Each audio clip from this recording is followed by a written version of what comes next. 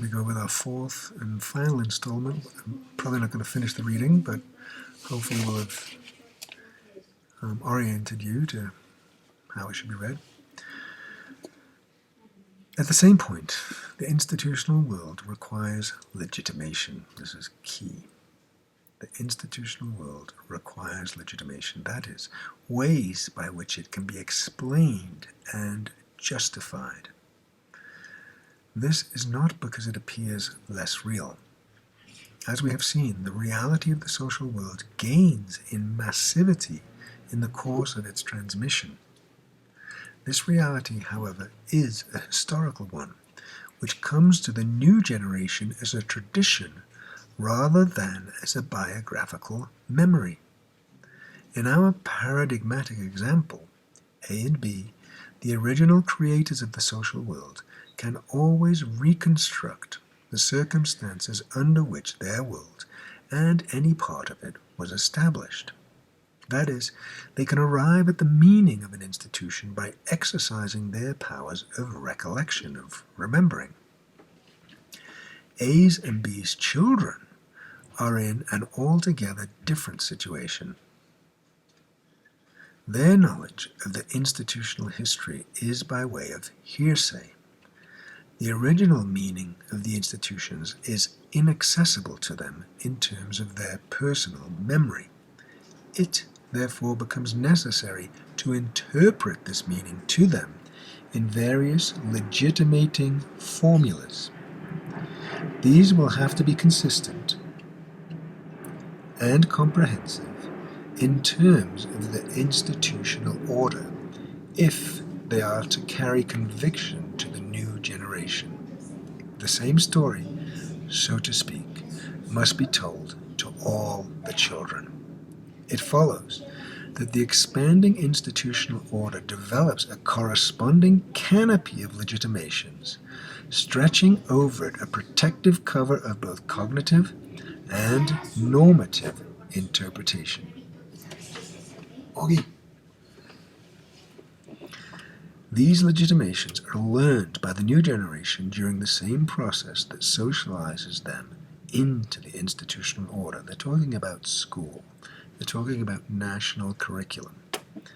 This, again, will occupy us in greater detail further on. But they're also talking about,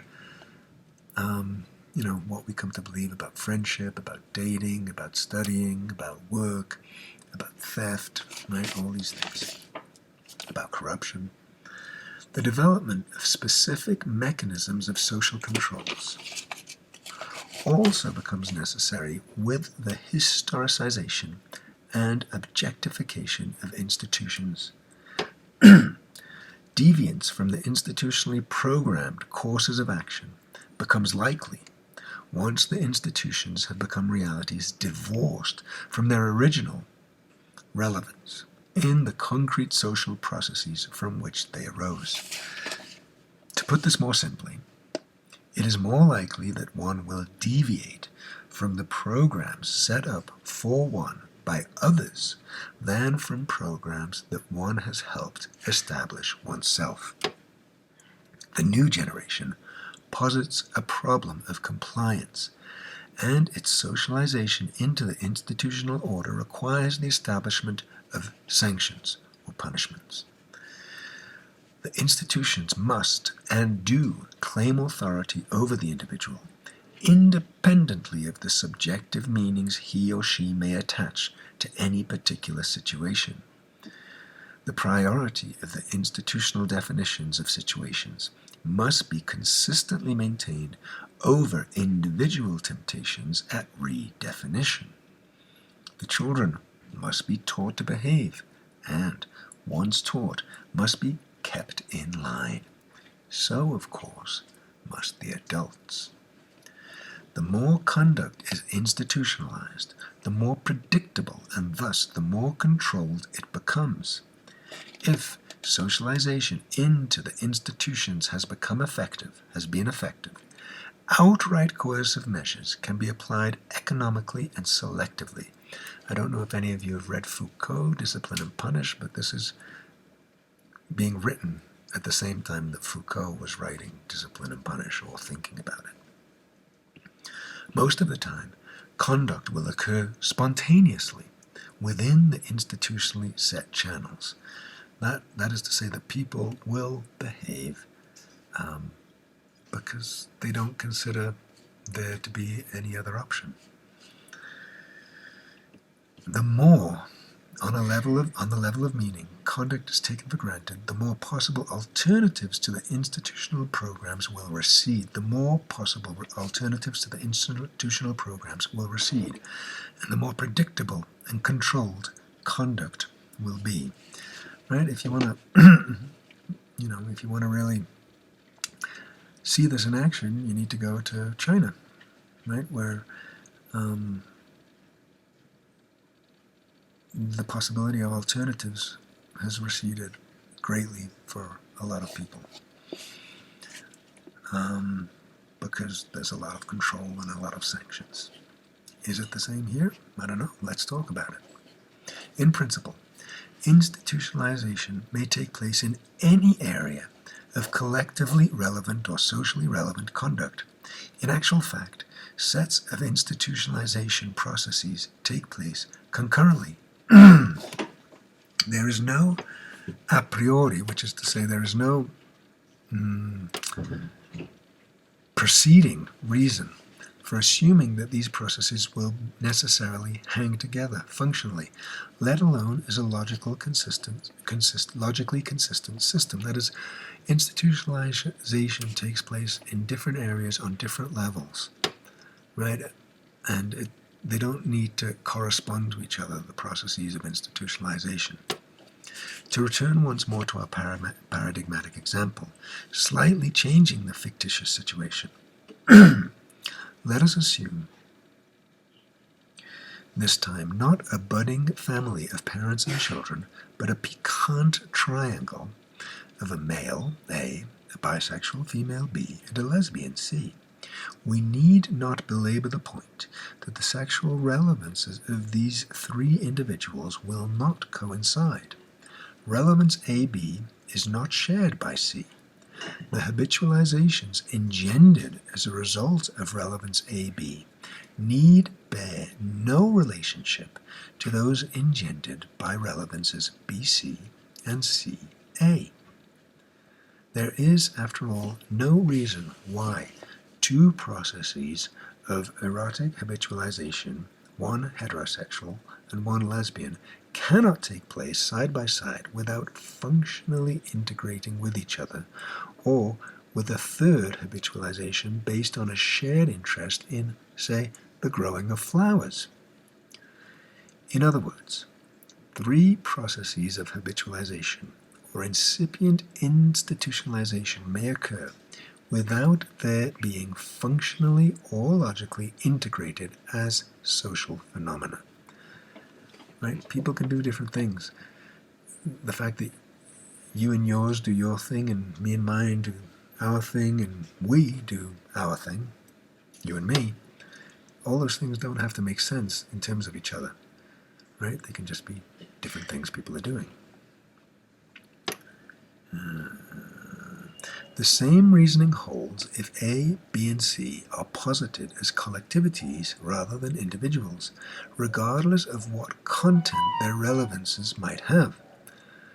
Also, functional or logical integration cannot be assumed a priori beforehand when habitualization or institutionalization processes are limited to the same individuals or collectivities, rather than to the discrete ones assumed in our example.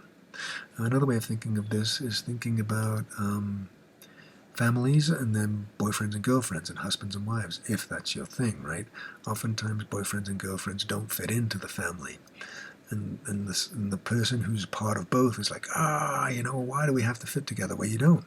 But sometimes the family insists that the relationship, maybe it's girlfriend to girlfriend, maybe it's boyfriend and boyfriend, has to fit into the family thing. When the people involved in that are like, no, we don't. We do our thing, you do your thing.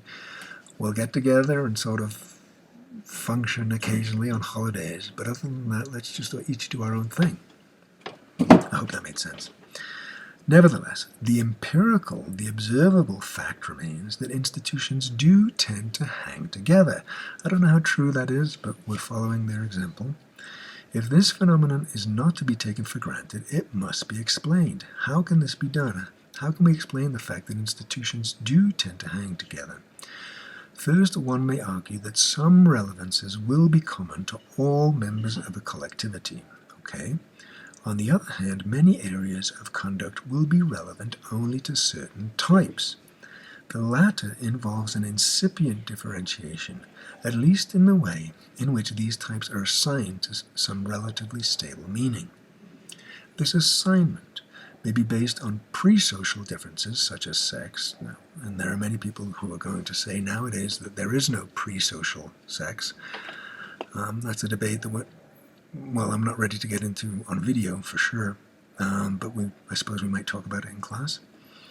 The assignment may be based on pre-social differences, such as sex, or on differences brought about in the course of social interaction, such as those engendered by the division of labor. For example, only women, now they're going to use kind of very typical examples. Only women may be concerned with fertility magic, and only hunters, who they assume aren't women, but we've seen there's archaeological evidence recently that's come up that suggests that women were hunters. Only hunters may engage in cave painting, or only the old men may perform the rain ceremonial dance, and only weapon makers may sleep with their maternal cousins. In terms of their external social functionality, these several areas of conduct need not be integrated into one cohesive system. They can continue to coexist on the basis of segregated performances. But while performances can be segregated, meaning is going to be important, tend towards at least minimal consistency. Right? So we're always looking for consistency across different areas. As the individual reflects about the successive moments of his or her experience, she tries to fit their meanings into a consistent biographical framework. Right? People tend to think of themselves as continuous over time, and we're not. Or it's quite difficult to be so. This tendency increases as the individual shares with others his or her meanings and their biographical integration. It is possible that this tendency to integrate meanings is based on a psychological need, it's possible, which may in turn be physiologically grounded. In other words, our minds are grounded in our bodies. That is, that there may be a built-in need for cohesion in the psychophysiological constitution of human beings. Our argument, however, does not rest on such anthropological assumptions, but rather on the analysis of meaningful reciprocity in processes of institutionalization. It follows that great care is required in any statements one makes about the logic of institutions. The logic does not reside in the institutions and their external functionalities, but in the way these are treated in reflection about them. Put differently, reflective consciousness superimposes the quality of logic on the institutional order. Right? We make things logical by saying they're logical. It doesn't necessarily mean they're logical. Language. Okay, I'm going to have to stop there. And that was the last video. There's a couple of pages left, 3 pages left, okay, to read, but I want you to read that for yourself. And I also want you to think about how useful this has been. I'm going to shut this down now and see you